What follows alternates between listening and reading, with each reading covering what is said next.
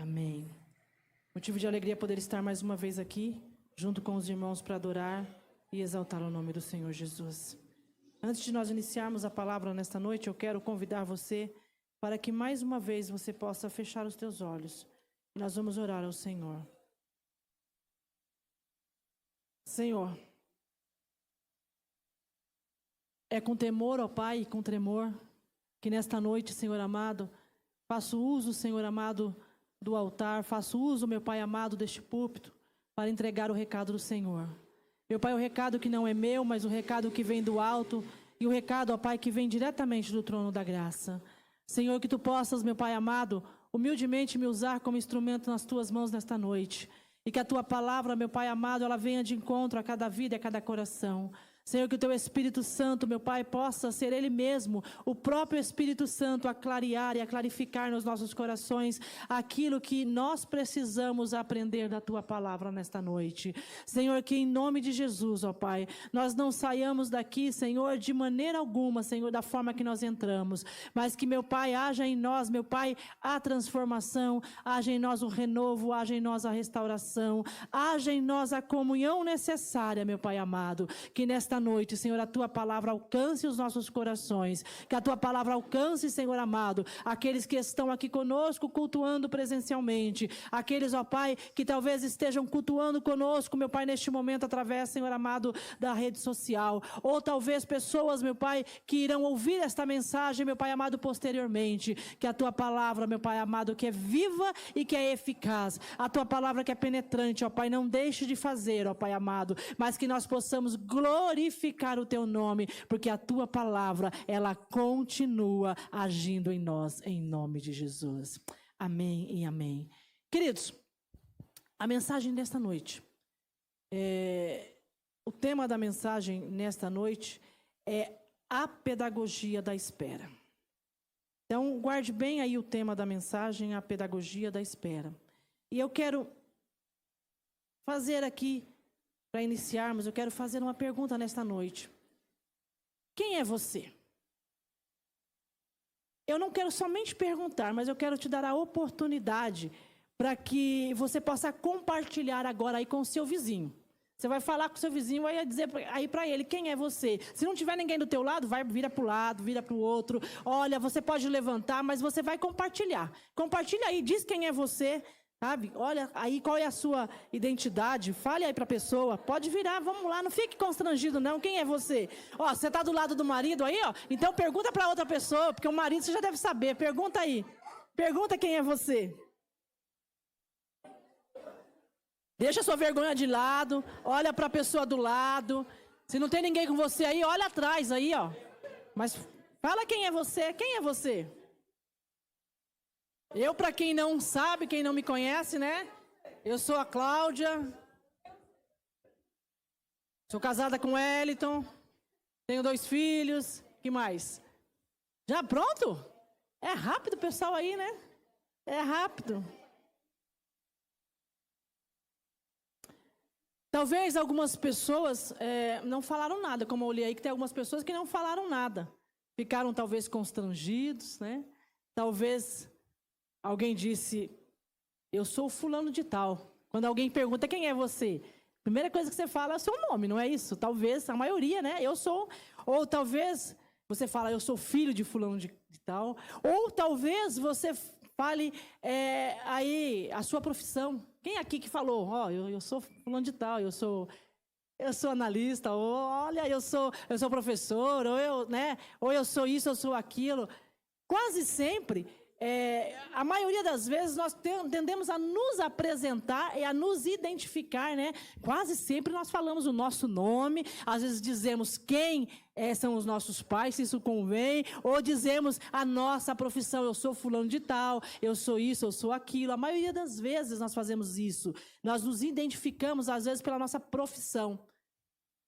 Né? Ou às vezes você fala, eu sou esposa de Wellington, né? Eu sou esposa de fulano, de ciclano, sou filho de tal. Vocês perceberam que é difícil a gente falar de nós mesmos. É difícil você falar de você mesmo. É difícil, né? Quando você precisa dizer quem é alguém, quando você olha para alguém e diz quem é alguém, ó, essa pessoa é fulano de tal, essa pessoa é filho de fulano de tal, igual nós aqui que convivemos com muitas pessoas.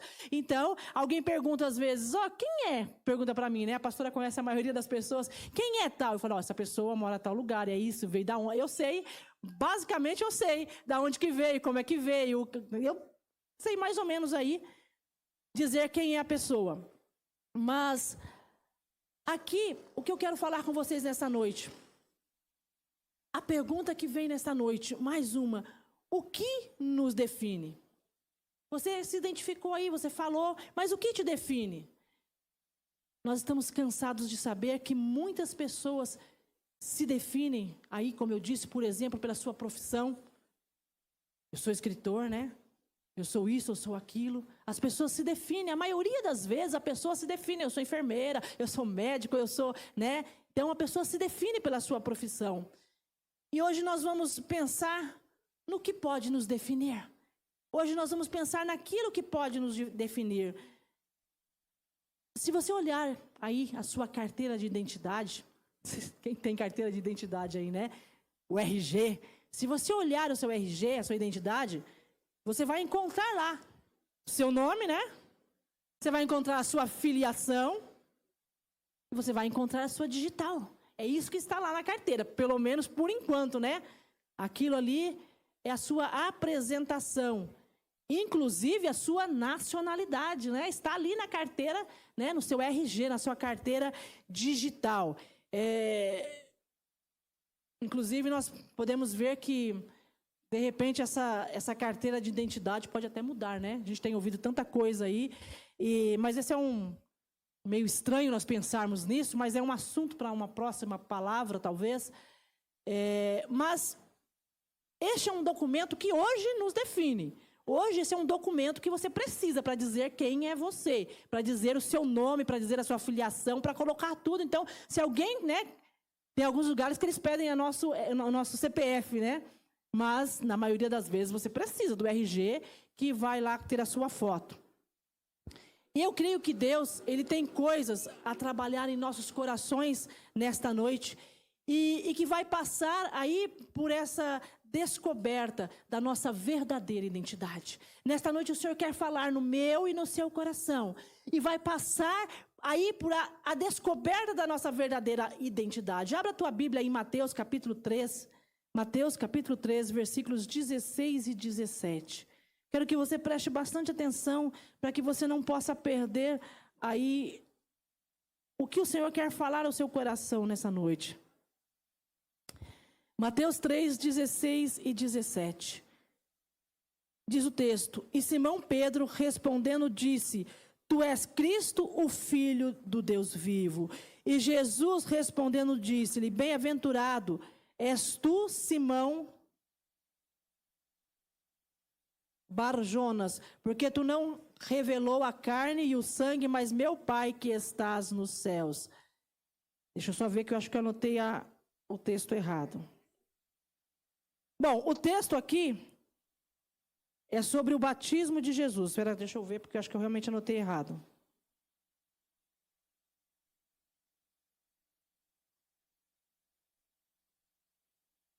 Não, eu anotei o texto errado. Mas o texto que eu quero falar com vocês é sobre o batismo de Jesus.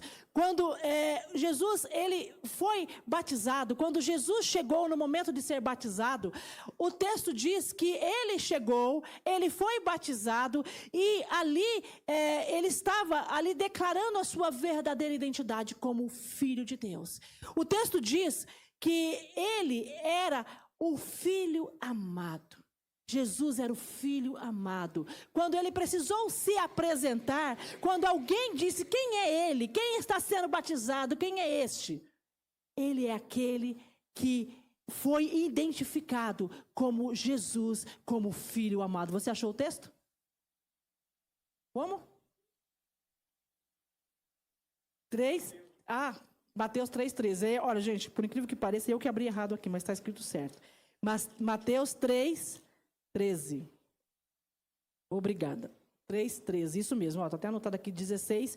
E sendo Jesus batizado, saiu logo da água. E eis que lhe abriram os céus e viu o Espírito de Deus descendo como pomba e vindo sobre ele. E eis que uma voz dos céus dizia: este é o meu filho amado, em quem tenho prazer, em quem me comprazo. Este é o meu filho amado. O texto correto é Mateus, capítulo 3, versículos 16 e 17. Aí eu que anotei aqui, coloquei umzinho a mais aqui. E o texto, então, ele vai falar sobre o batismo de Jesus. E nesse texto, nós podemos ver a identidade. Qual é a identidade de Jesus? Aqui, ele está dizendo que ele é o Filho de Deus, ele é o Filho amado. Ele é o Filho de Deus, ele é o Filho amado. E o que, então, define Jesus? Ser Filho de Deus. E nós sabemos disso. Ele é o Filho de Deus, ele é amado e ele também tem uma missão. Esse Jesus, se hoje perguntássemos quem é ele dizia: eu sou Filho de Deus, eu sou Filho amado, eu tenho uma missão. Satanás, ao ver toda esta declaração, imagina Jesus lá sendo batizado. Imagina o Espírito Santo, a pomba descendo sobre ele, aquilo acontecendo. E Satanás, ao ver toda aquela declaração, ao saber e ao entender que Jesus tinha uma missão, com toda certeza, ele trabalhou muito para impedir que isto acontecesse. Pensa o quanto ele trabalhou para que isso acontecesse. E hoje, o mesmo acontece comigo e acontece com você. Sim. O inimigo de nossas almas tem trabalhado para nos tirar do foco. Ele tem trabalhado para minar a nossa identidade, para fazer com que nós não acreditemos, com que nós não entendamos ou não tenhamos aí entendimento de que eu e você somos filhos amados do Pai. Você é filho amado do Pai. Você é filha amada do Pai. E como Jesus tinha uma missão, eu e você também temos uma missão. O agir de Deus em nós e através de nós. Ele precisa que eu e você entendamos. Para que eu e você saibamos dessa identidade. Para que eu e você saibamos que nós somos filhos amados. E aí sim, Ele vai agir em nós e através de nós. Jesus, Ele nunca teve dúvida de que Ele era o Filho amado. Ele nunca teve dúvida de que ele tinha uma missão a cumprir, mesmo sendo chamado de carpinteiro, mesmo sendo chamado de amigo dos pecadores, mesmo sendo chamado de herege, mesmo ele sendo ali, quando estava expulsando os demônios por Beelzebu, dizia que ele expulsava por Beelzebu, mesmo sendo chamado ali de Nazareno, mesmo colocando tantos nomes que não identificavam Jesus, ele tinha certeza da identificação dele, ele tinha certeza de que ele era filho amado, ele tinha certeza da missão, ele tinha certeza da promessa, ele tinha certeza. E nesta noite, eu quero primeiramente, para que nós possamos dar continuidade a esta mensagem, para que você entenda, para que você, se alguém hoje olhasse para você e perguntasse quem você é, você diria: eu sou filha amada do Pai, eu sou filho amado do Pai, eu tenho uma missão, eu tenho uma promessa. Então, se hoje você precisasse fazer essa definição, se hoje você tivesse a oportunidade, mais uma vez, quem é você? Pode virar aí para quem está do teu lado e dizer: eu sou filha amada do Pai. Eu sou filho amado do Pai. Você tem certeza disso? Essa é a sua identidade. Meus queridos, nada disso pode apagar ou mudar a identidade que o Senhor Jesus sabia, que Ele era filho amado e que Ele tinha uma missão.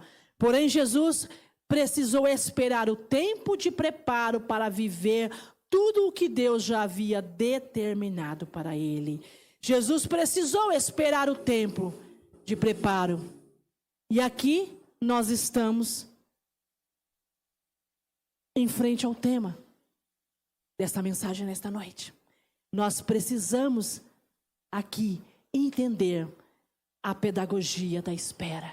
Aqui nós começamos a entrar no tema desta mensagem nesta noite. Aquilo que o Senhor compartilhou era 3:30 da manhã e eu tinha uma outra mensagem preparada para entregar nesta noite aqui. Mas eu estava incomodada porque o Senhor estava ali no meu coração e eu orando, dizendo: Senhor, mas eu não consegui completar essa mensagem. O Senhor já me deu o tema faz dias e algo falta, eu não consigo completar. O Senhor disse: porque não é essa.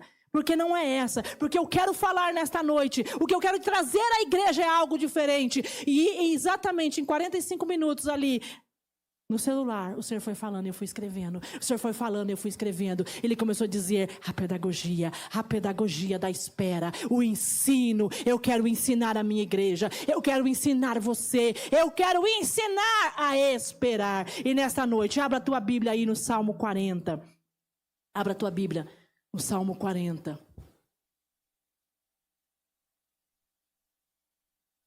É o Senhor falando aos nossos corações nesta noite. Estejamos prontos, estejamos preparados, estejamos disponíveis a ouvir a voz do Senhor, porque Ele está sempre pronto a falar aos nossos corações.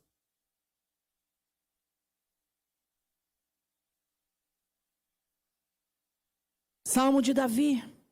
Esperei com paciência no Senhor e Ele se inclinou para mim e ouviu o meu clamor.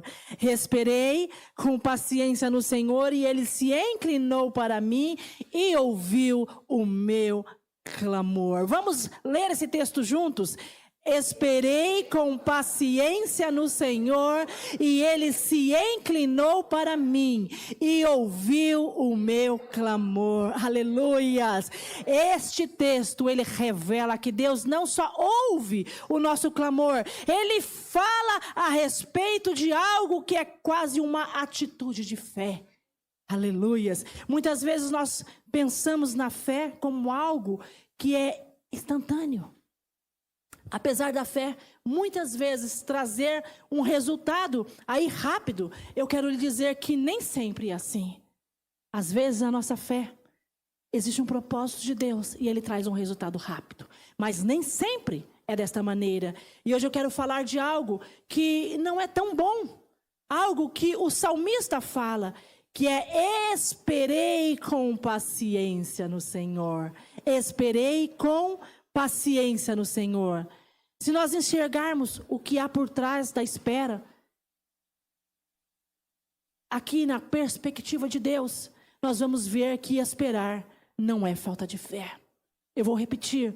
Se nós enxergarmos o que há por trás da espera, na perspectiva de Deus, vamos ver que esperar não é falta de fé.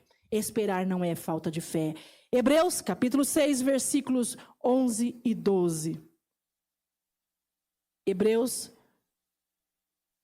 capítulo 6.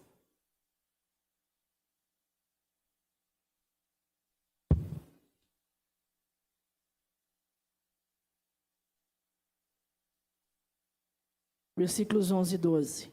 Mas desejamos que cada um de vós mostre o mesmo cuidado até o fim, para a completa certeza da esperança, para que vos não façais negligentes, mas sejais imitadores do que pela fé e paciência herdam as promessas. Aleluias. Mas desejamos que cada um de vós mostre o mesmo cuidado até o fim, para a completa certeza da esperança, para que vos não façais negligentes, mas sejais imitadores do que pela fé e paciência herdam a promessa. Queridos, Deus tem promessas para cada um de nós, mas a forma pela qual nós herdamos as promessas envolve não apenas a fé, mas a fé e a paciência. Deus tem promessas para cada um de nós, mas a forma como nós aguardamos, como nós esperamos, como nós chegamos, alcançamos, envolve não apenas a fé, mas fé e paciência. A pedagogia da espera, como o Senhor vinha falando. A pedagogia da espera. Nós vamos fazer um exercício aqui agora. Preste bem atenção. Você não tem caneta aí, mas você vai conseguir fazer o exercício. Numa escala de 0 a 5, qual é o seu grau de tolerância quanto à espera de algo? Numa escala, veja bem, de 0 a 5, qual é aí o seu grau de tolerância quando você precisa esperar alguma coisa? Vamos lá, de 0 a 5, ó. 0 é nada, absolutamente nada. 3 é regular e 5 é muito. Você tem paciência, você espera, faça aí. Então eu vou dizer a você aqui, você está com fome e você precisa esperar o almoço ficar pronto, ou talvez você esteja num restaurante e está esperando chegar o alimento. Qual é? Faz aí, de 0 a 5. Ai, quem é muito paciente, quem espera pouco, quem é regular? Pensa bem, faz aí.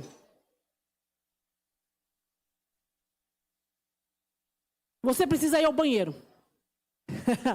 Você precisa ir ao banheiro. E aí? De 0 a 5, você é nada paciente, tem que sair correndo e entrar logo no banheiro. 3, não, você consegue esperar para ir no banheiro.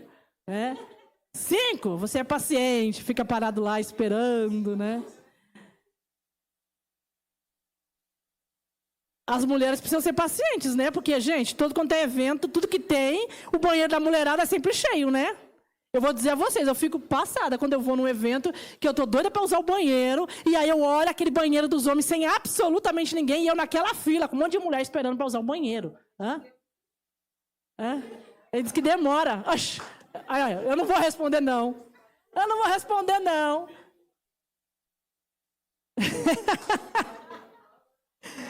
Então, qual que é? É de 0 a 5. Bom, a não ser que você tenha algum, né, problema, que às vezes a gente precisa correr para o banheiro, né? Você esteja com algum problema aí que precisa correr para o banheiro. Esses dias eu estou passando aí por um problema que eu preciso correr no banheiro. Infelizmente, peguei uma infecção aí, eu estou tomando uma medicação e eu tenho que correr no banheiro. Para usar o banheiro mesmo, não tem como esperar. Mas, de 0 a 5, qual o seu grau de tolerância? Entenda que esperar para ir ao banheiro não parece algo muito simples, caso a gente esteja com algum problema. E se nós formos olhar, nós que somos adultos, né? Nós temos a capacidade de esperar, nós temos a capacidade de conseguir rapidinho, vou esperar para ir no banheiro, você consegue segurar. Mas pensa, já que a gente está falando sobre pedagogia, vou utilizar um pouco aqui dos meus conhecimentos, não só como mãe, né, que já desfraudou 2, mas, né, como aí a gente vai aprendendo, como nós vamos ensinando as crianças, como que se desfrauda na escola, como as coisas acontecem. Então, para uma criança, isso pode se tornar algo complexo. Quando você vai, né, ela vai esperar para ir ao banheiro, para a criança, pode se tornar algo complexo. E, principalmente, né, se ela está depois do desfraude. Quem é mãe aqui, ó, né, terminou o desfraude, no finalzinho do desfraude, é difícil, né? Ó, tem as mães que já desfraudaram 2, 3, aí outros estão desfraudando. Então, é um período que a criança não sabe segurar. Ela não consegue, ela sai correndo, às vezes ela faz, né? Aí fica às vezes meio chateado, a gente tem que, não, é assim mesmo, né? Não, daqui a pouco você segura, filha, daqui a pouco você segura, filha. Mas para eles é um pouco complexo de conseguir ali. Mas entenda que, principalmente, quando a criança está no final do desfraude, que nós estamos ali trabalhando, e às vezes a gente sai correndo com a criança para ela usar o banheiro. Você sai desesperado, né, para que ela não fique chateada. E eu não ensino ela a esperar. Eu não estou trabalhando a espera. Eu estou prejudicando essa criança. Porque eu preciso ensiná-la, eu preciso trabalhar o processo de espera. Se eu não faço isso no futuro, talvez, ou com certeza, este futuro indivíduo, este adolescente, este jovem, este adulto, ele não entendeu a importância e a necessidade de esperar. E se nós não ensinarmos essa espera, nós vamos deixar de trabalhar algo importante na vida.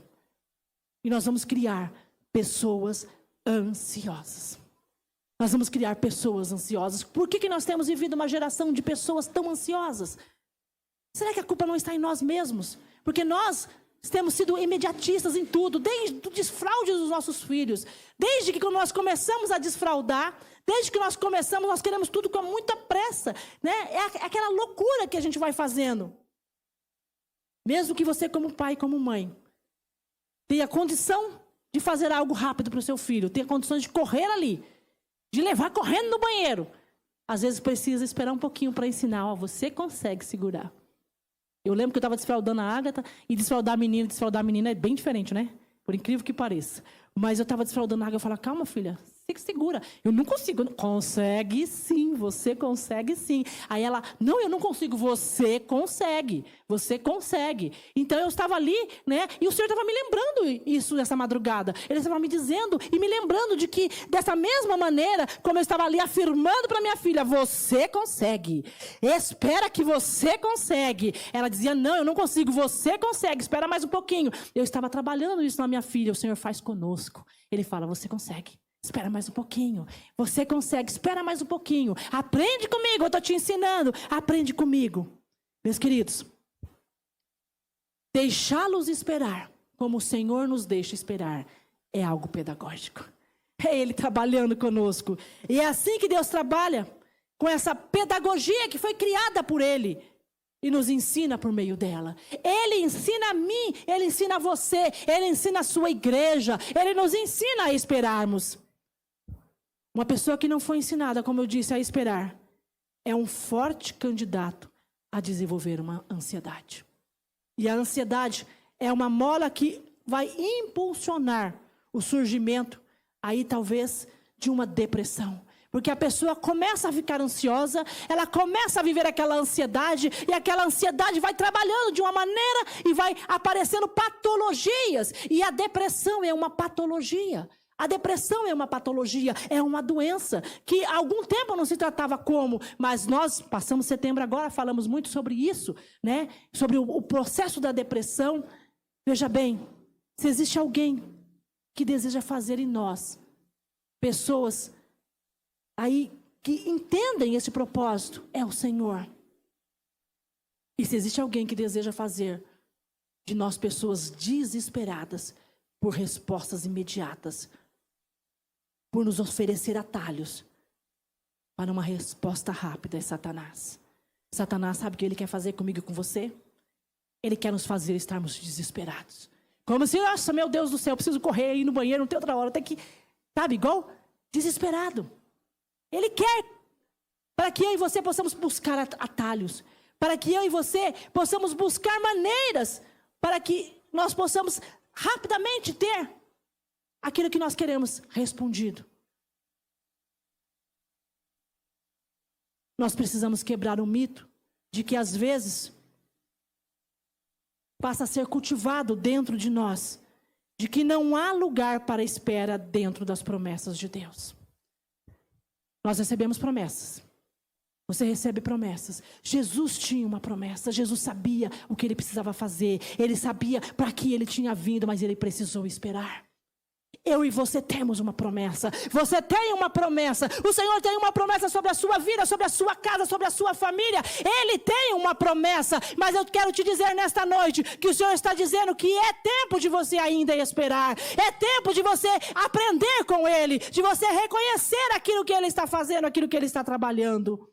As promessas concernentes ao plano de Deus para as nossas vidas necessariamente não será algo que acontecerá depressa. Eu vou repetir. As promessas concernentes ao plano de Deus para a nossa vida necessariamente não será algo que acontecerá depressa. Nós queremos tudo muito depressa. Lembre-se, você tem uma identidade.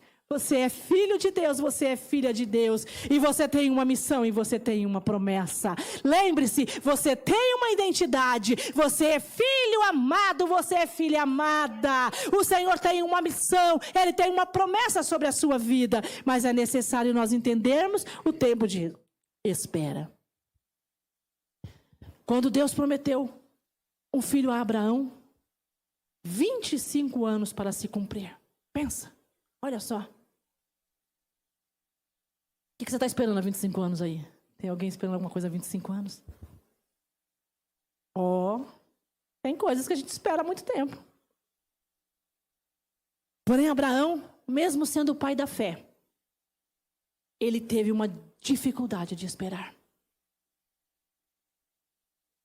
Entenda o porquê dos conflitos que nós temos visto no Oriente Médio. Sabe por quê? Os conflitos que nós estamos vendo no Oriente Médio. Esses conflitos no Oriente Médio já são antigos e têm se intensificado, como diz a Renata aqui no começo do culto.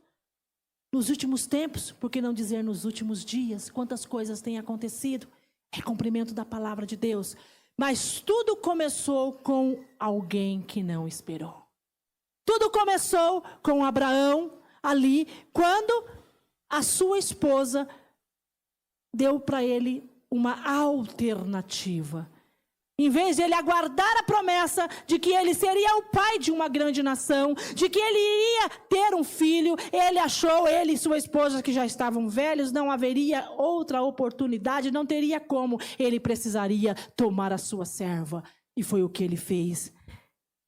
Abraão recebeu a promessa. Gênesis capítulo 12, do versículo 1 ao 3, se você quiser anotar. Sai da tua terra e da tua parentela, e vai para uma terra que eu te mostrarei, e de ti farei uma grande nação, e de ti abençoarei e engrandecerei o seu nome. Ele creu na promessa, porém a sua impaciência fez tomar a sua serva e gerar o filho Ismael. Olha só, mas Deus, ele não rejeitou Ismael. Porém, deixou claro, muito claro a Abraão, que Isaque era o filho da promessa, que Isaque era o filho da aliança, mas Deus não rejeitou. Só que, em detrimento disso, desde então, existe um conflito entre os dois irmãos, que deram origem aos dois povos, judeus e árabes. E aqui nós temos um conflito, que não é apenas um conflito político, como nós temos visto, não é apenas um conflito religioso e militar, não é apenas um conflito econômico, mas também é um conflito familiar. É um conflito familiar. E olha para quem não esperou, que recebeu a promessa, mas não aguardou, não esperou. Olha o que aconteceu e hoje nós temos visto.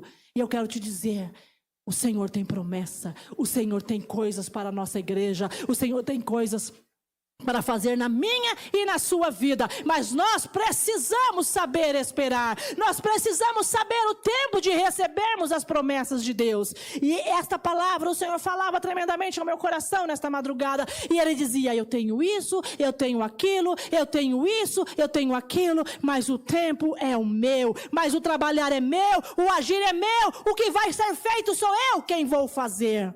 Então veja bem, o quanto nós precisamos entender o tempo de Deus e o tempo de espera. Quanto eu e você precisamos entender o tempo de Deus e o tempo de espera.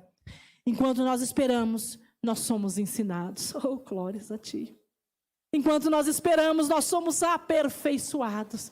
Enquanto nós esperamos, nós somos amadurecidos. Olha que coisa maravilhosa. Enquanto nós esperamos, nós temos a clareza e definição tudo ou de um todo, de como será, como deve ser feito. Enquanto eu e você esperamos cumprir a promessa, enquanto eu e você esperamos o Senhor agir, o Senhor vai abrindo, o Senhor vai mostrando, nós vamos tendo clareza daquilo que Ele quer fazer, como Ele quer fazer, de que maneira Ele vai fazer sobre as nossas vidas.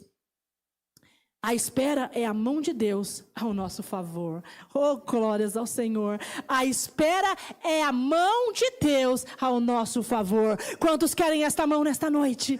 Quantos querem esta mão nesta noite? Você pode aplaudir ao Senhor e dizer, eu quero, Senhor. Eu quero esta mão. Eu preciso desta mão que me faz esperar. Em nome de Jesus. Falando de espera ainda. Deus prometeu a José através de um sonho. E com 17 anos, ele foi vendido como escravo para o Egito. Olha só, para quem não conhece a história, José, ele era um sonhador. E ele sonhava, mas ele contava o sonho. Às vezes é melhor não contar, viu gente, o sonho. Pense bem, quando você for contar um sonho, pense se este sonho você deve contar. E José contava o sonho. E a história vai dizer, a palavra vai dizer que ele tinha 30 anos quando as coisas começaram a acontecer. Aos 17, ele recebeu o sonho. E aos 30 anos as coisas começaram a acontecer. Davi também passou pelo menos 15 anos esperando o cumprimento da promessa para assumir o reinado de Israel. Davi, quando menino, ele foi ali escolhido. Ele foi ungido.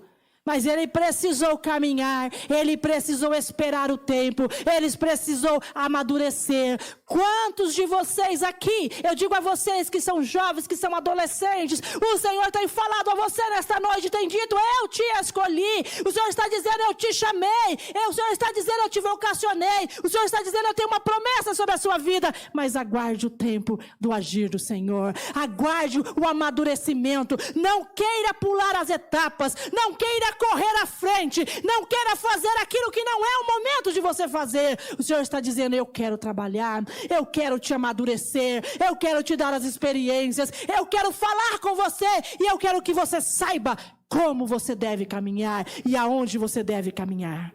Meus queridos,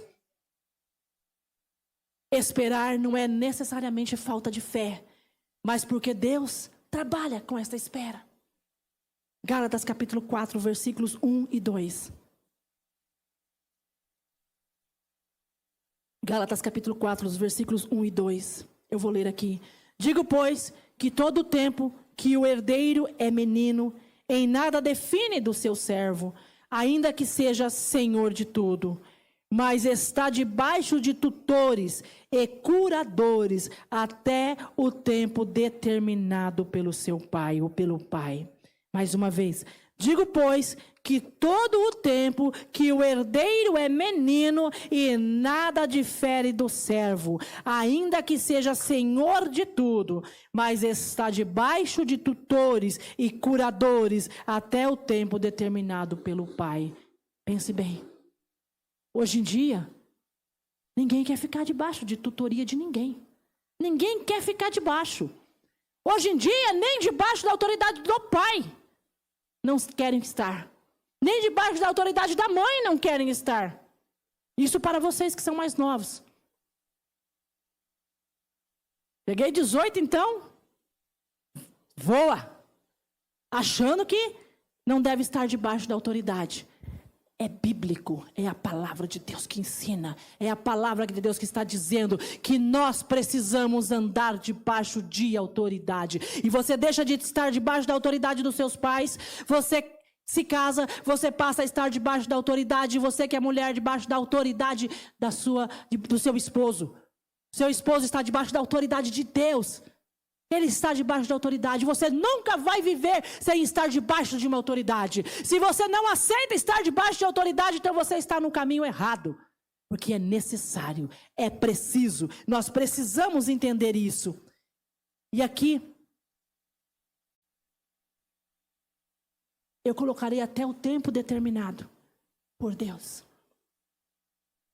Até o tempo determinado pelos seus pais, para que você tenha experiência. Até o tempo determinado pelos seus líderes. Até o tempo determinado pelos seus pastores. Deus usa os nossos líderes. Deus usa os nossos pastores. Deus usa, sempre Ele vai usar pessoas que estão acima de nós, com a autoridade para nos abençoar e para nos direcionar o caminho. E nós temos que ser gratos porque o Senhor usa. Nós temos que ser gratos porque o Senhor coloca. E não sermos pessoas que estamos desesperados. Nós queremos tanto correr, nós queremos tanto fazer, que nós não aceitamos, nós não ouvimos aquilo que está sendo falado para nós. Meus queridos, Deus usa pessoas mais experientes sobre nós para validar o nosso trabalho, a nossa caminhada. Deus usa pessoas mais experientes para validar. Eu quero te dizer que o Senhor tem um chamado para cada um de nós. Ele tem um chamado para você. Mas nada vai acontecer se não for validado por a autoridade que está sobre você. Você Tem os pais que não são cristãos, mas você sente o chamado. Você diz, eu tenho um chamado missionário, eu queria tanto ir para a missão. Eu queria tanto ir. Mas o seu pai e sua mãe dizem, não, nem entende o que é isso. Sabe nem o que é isso. Coloca teu joelho no chão. Porque você só vai para a missão se eles validarem. Se eles validarem, aí você diz, como se eles não conhecem? É necessário eles validarem isso. Porque se não houver validade, é porque ainda não, você não deve ser o propósito de Deus ou não até. Eu passei por isso, eu sou filha de pastor. Eu queria ir para a missão. Já contei aqui, queria ir para Jocum. Eu queria ir lá para o meio dos índios. E o pastor, o meu pai, não validou. Ele não validou. Imagina o meu desespero. Eu não quero ir, gente, eu quero ir lá para os índios, eu quero levar para lá. Se eu tivesse ido, não tinha casado com você, amor, tá vendo? Oh, Senhor. Como Deus é maravilhoso, né? Tá vendo? Olha só, esperei, o Senhor foi abençoado na minha vida. Tá vendo? Olha só, devo mais essa pro pai, né? Devo mais essa. Ele não validou. E eu me lembro que eu fiquei tão chateada. Eu falei, poxa, como um adolescente, como vocês aí. Eu fiquei chateada, caramba. Gente, eu quero ir para... Eu quero pregar o evangelho. Como assim, pai? Você não quer deixar? Não, você não vai. Ele não validou. Ele não validou. Então, eu quero te dizer, é necessário. Você precisa da validação da tua direção, do teu pastor, da tua pastora. Você precisa dessa validação. Quantos vocês querem fazer? Vocês querem agir? Querem trabalhar no ministério? Querem isso, querem aquilo? Mas e aí, cadê a validação? Precisa acontecer. É a palavra do Senhor que nos diz. Nós percebemos que aqui o pai deixa o filho no mesmo nível de todos da casa, nesse texto. Por quê? Porque qualquer um que não tem maturidade, se tiver acesso à herança, pode acabar dissipando tudo o que herdou. Então o pai, com sabedoria, deixou o filho ali, no mesmo patamar, para que ele não acabasse com tudo. E a espera é um processo que nos ajuda a amadurecer. Meus queridos, você está esperando, você está amadurecendo. Para de reclamar. Para de reclamar. E essa palavra é para mim, para de reclamar. Para de reclamar, você está esperando, você está amadurecendo. Se eu tivesse te dado na tua mão já, você não ia saber o que fazer. Não ia saber o que fazer. Aqui, quando eu estava na Assembleia, eu estava passando aqui para os irmãos o relatório do meu trabalho anual. E eu disse, muito obrigada. E hoje eu digo novamente, muito obrigada a todos vocês que têm permitido a mim pastoreá-los.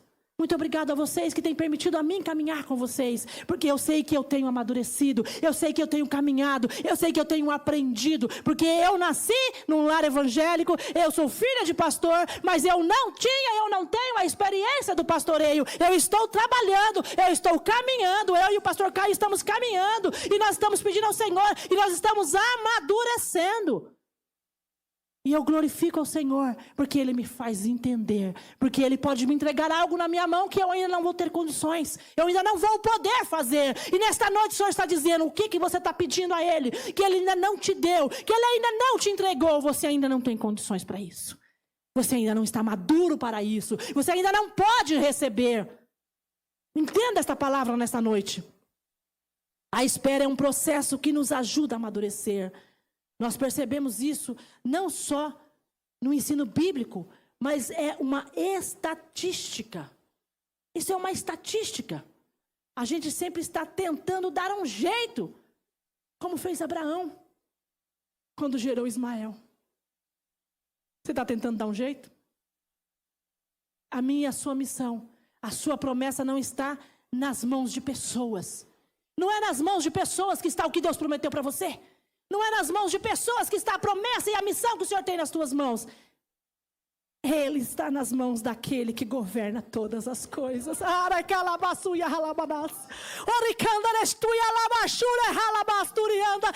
nas mãos daquele que governa todas as coisas. E você não precisa se preocupar.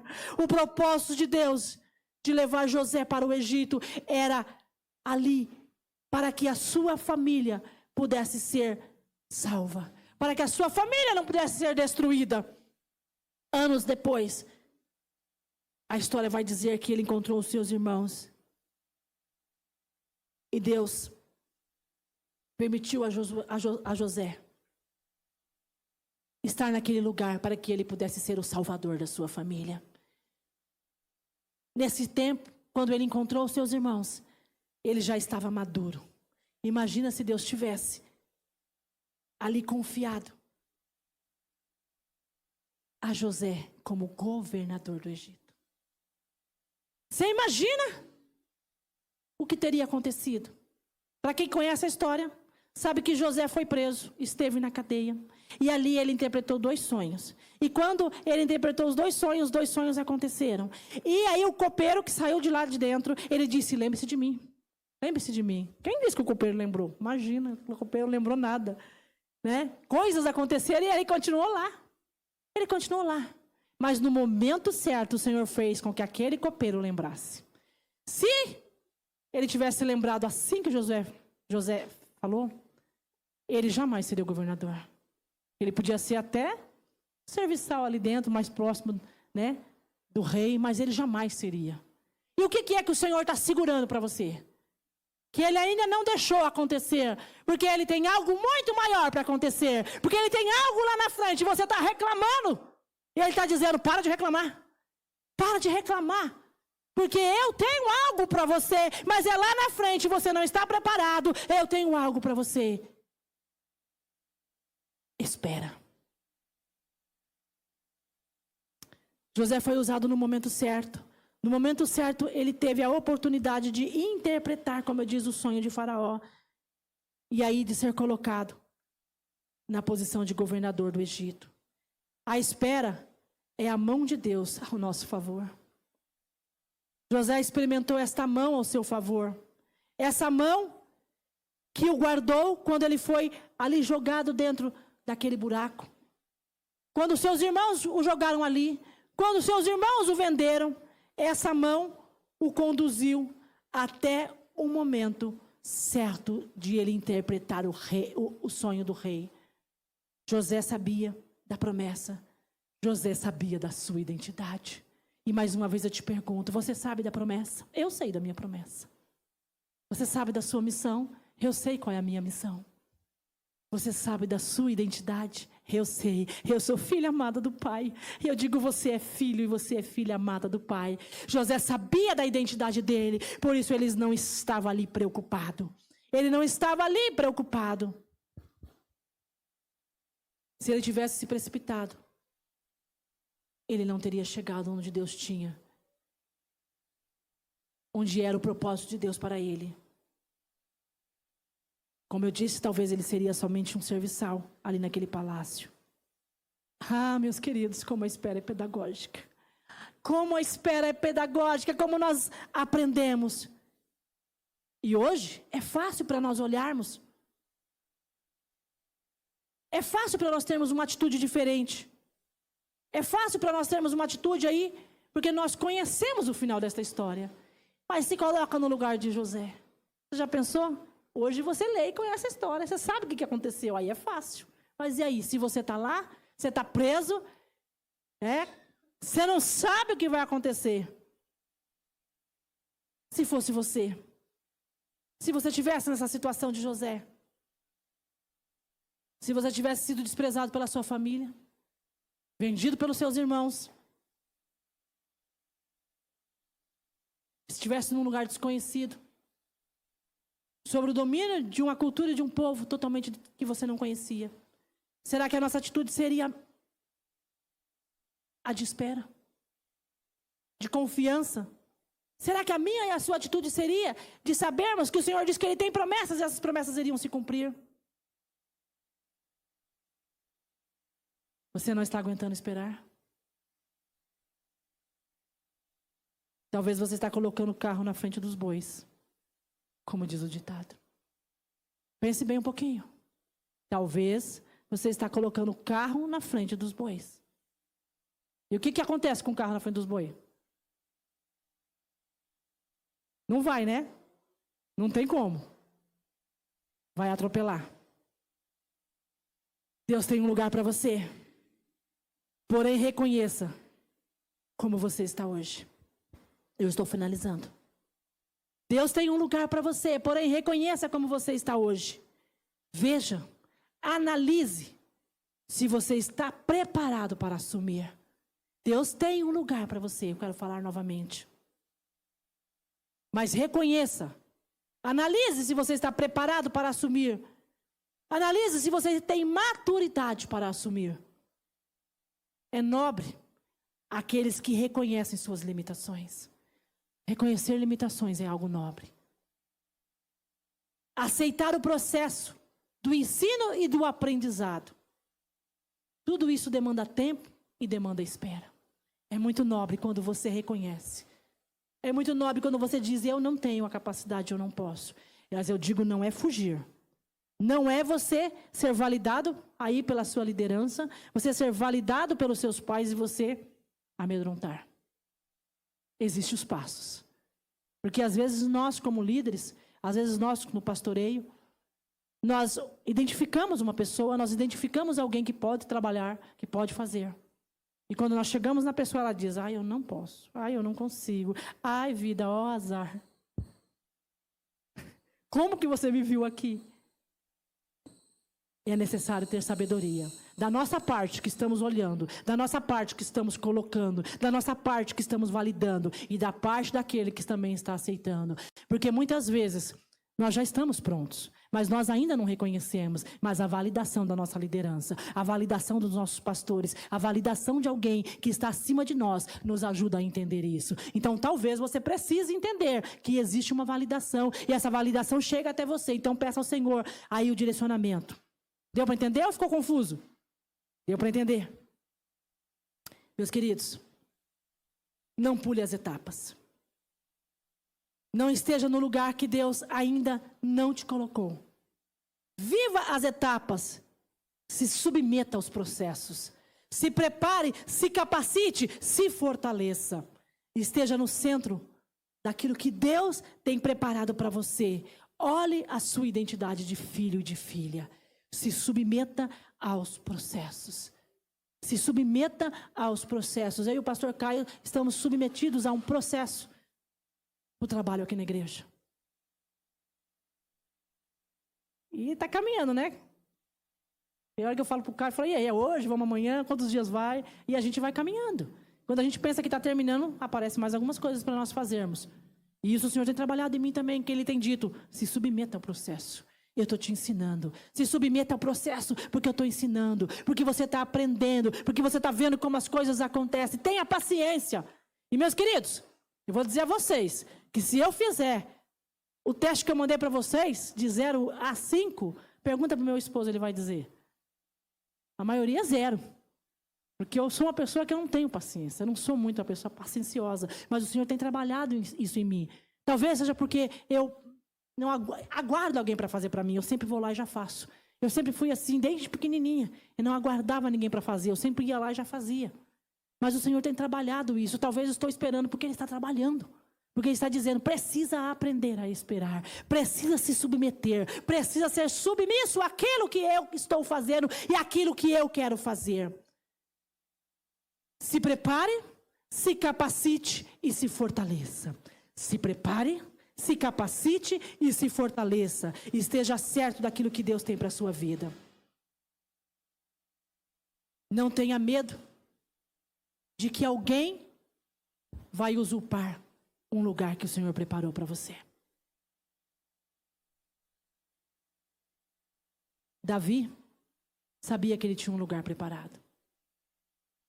Mas o que vinha antes dele, que estava ali, tinha tanto medo de que o seu reinado fosse usurpado, que ele fez tantas coisas erradas, a ponto de pagar com a própria vida. Aquilo que o Senhor tem preparado para você é seu. Ele prometeu a você um lugar. Ele colocou para você uma missão. Ele tem para você uma promessa. Ele não vai falhar. Ele não vai falhar. Aquieta a sua alma e faz o seu coração ouvir a sua voz.